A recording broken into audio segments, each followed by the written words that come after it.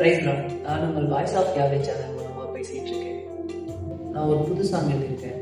அந்த சாங் நான் பாடுறேன். நீங்கள் ஃபுல்லாக கேட்டுட்டு அந்த சாங் எப்படி இருக்குன்னு சொல்லி கமெண்ட் பண்ணுங்கள். இந்த சாங் உங்களுக்கு பிடிச்சிருக்கு அப்படின்னா நான் அந்த சாங் ஃபுல்லாக பாடி போஸ்ட் பண்ணுறேன். மறக்காமல் என்னோடய சேனலை வந்து ஃபாலோவர் சப்ஸ்கிரைப் பண்ணிடுங்க. அடுத்து என்ன சாங் பாடலாம் அப்படின்னு கமெண்ட் பண்ணுங்கள். இப்போதும் மகனே நீ பயப்படாதே,